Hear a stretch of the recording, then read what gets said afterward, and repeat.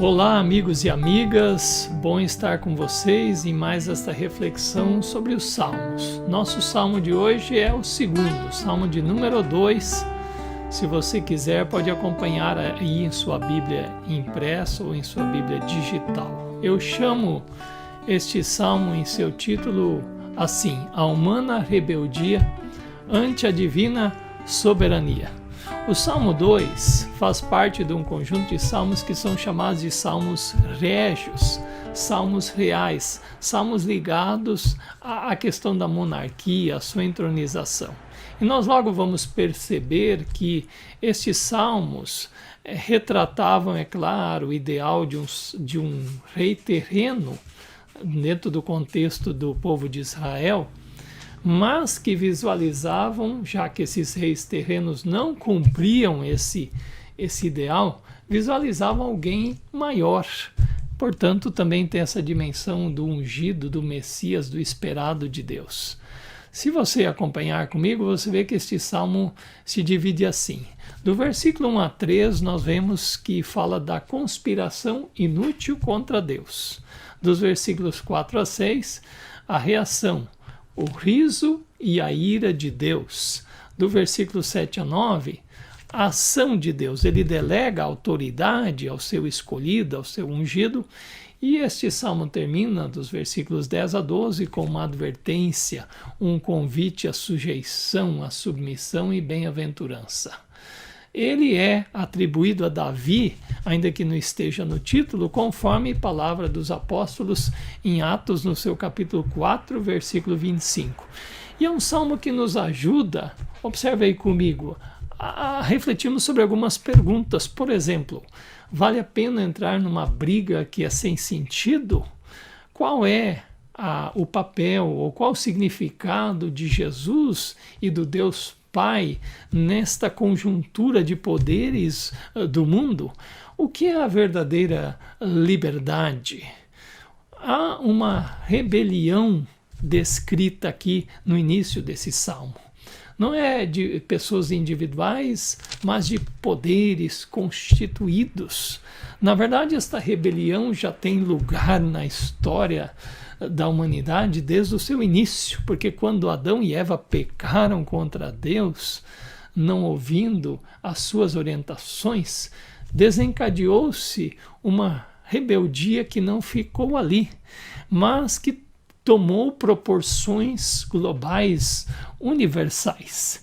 E o slogan destes poderes que se rebelam contra Deus está no versículo 3, que diz o seguinte: rompamos os laços com Deus, sacudamos de nós as suas algemas. E não é de hoje que tal slogan está aí pelo mundo. E Deus, diante desta rebeldia, diante desta conspiração de poderes, ele reage em primeiro lugar, conforme lemos no versículo 4, lá dos céus, ele ri-se, ele zomba. E não é apenas nesse texto, mas em outros textos também dos Salmos, quando fala dessa dimensão de inimigos, Deus se ri das artimanhas, das articulações do mal, julgando assim: será que eles pensam que podem deter o meu reino?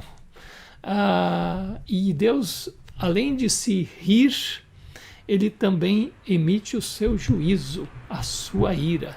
E a sua ira não é pouca coisa, não é apenas um Deus que fica raivoso, mas ele convoca aqueles que estão se rebelando.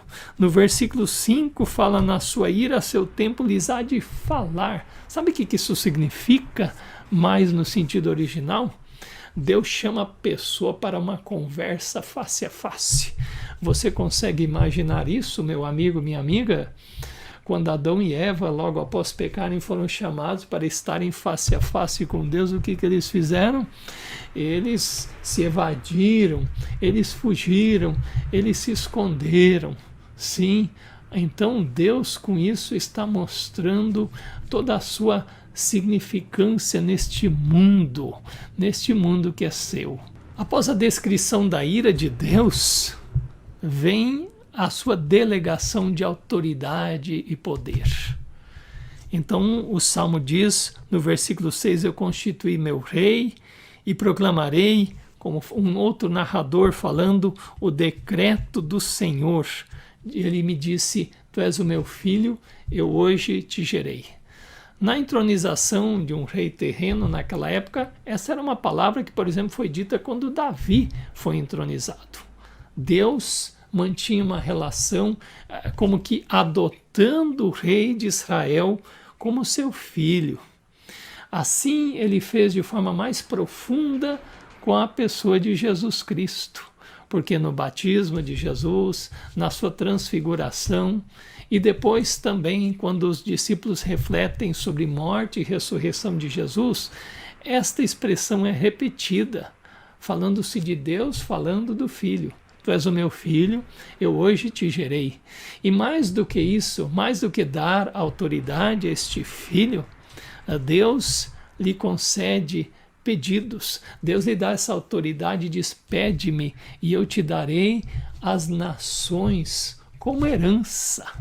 Há uma dimensão missionária nesta palavra, porque quando Jesus despediu-se dos seus amigos, ele lhes disse, toda a autoridade me foi dada pelo Pai. Vão, portanto, e façam discípulos de todas as nações. E mais do que isso, em Filipenses, Paulo, interpretando essa autoridade de Cristo, disse para que ao nome de Jesus se dobre todo o joelho sobre toda a terra. E, portanto, aí está bem definido de que o mal está com os dias contados, porque a soberania do Filho há de se alastrar por toda a terra.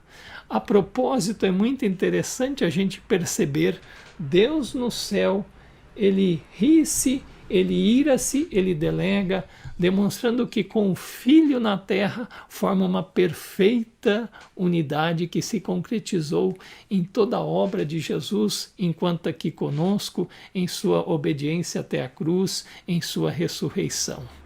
Os versículos finais deste salmo são uma exortação para que haja uma transformação na vida desses poderes que se rebelam. Veja você que eles falam, ó reis, agora vocês sejam prudentes e deixem-se advertir.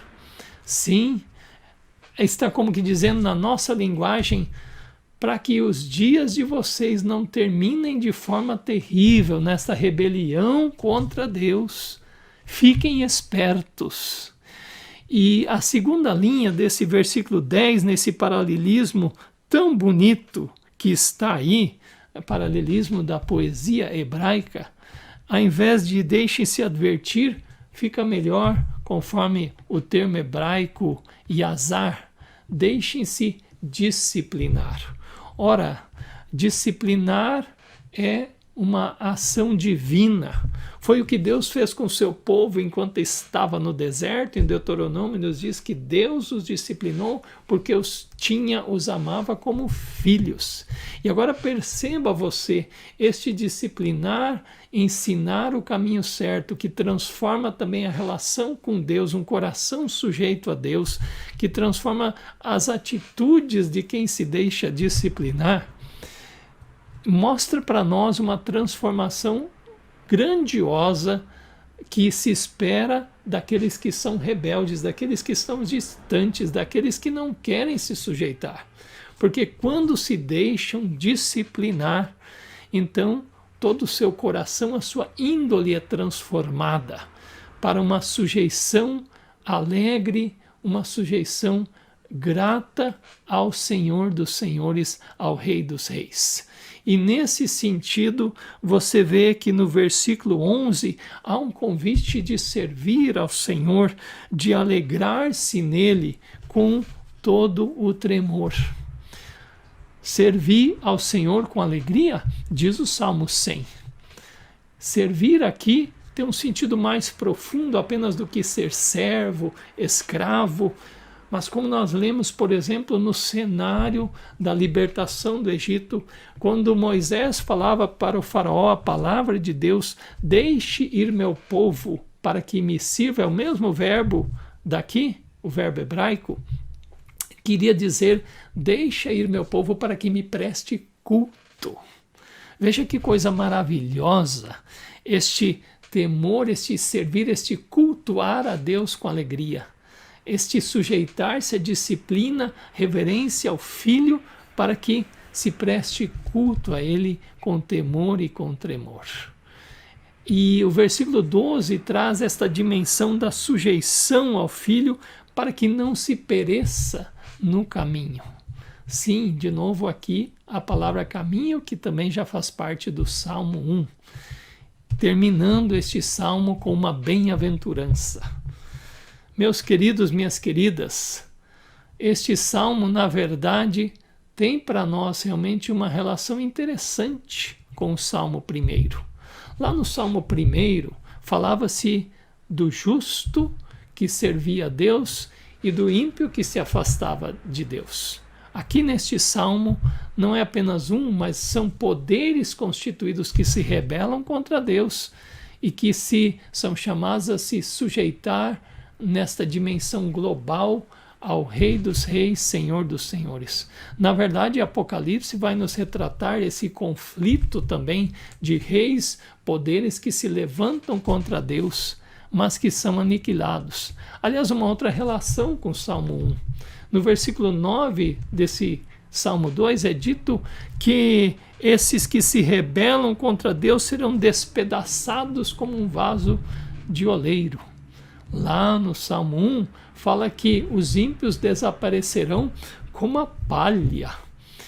E além do mais, este Salmo 1 dizia que o justo é como aquele que, ao obedecer, sujeitar-se a Deus, está plantado junto às águas e que floresce. Aqui, essa dimensão maior, o justo é Jesus. Jesus que mais do que estar plantado num lugar junto às águas, é delegado como rei soberano sobre todo o mundo. Como eu lembrei antes já, para que ao nome de Jesus se dobrem todos os poderes. O que é a liberdade, meus queridos, minhas queridas? É a sujeição a Deus. Vale a pena uma briga contra o Criador? Não. Vale sim sujeitar-se a Ele, deixá-lo disciplinar e sujeitar-se ao Filho nesse seu reino de amor, de justiça e de paz. Por isso, assim como o Salmo 1 começa com uma bem-aventurança, o Salmo 2 termina, e ele diz, bem-aventurados são aqueles não os que se afastam, os que se rebelam contra Deus e o seu ungido, mas os que nele se refugiam. Você tem se refugiado neste Cristo ungido de Deus? Busque a Ele, experimente essa sujeição, deixe-se disciplinar pelo Senhor e experimente o seu amor, a sua paz, a sua segurança, a verdadeira liberdade. Deus lhe abençoe.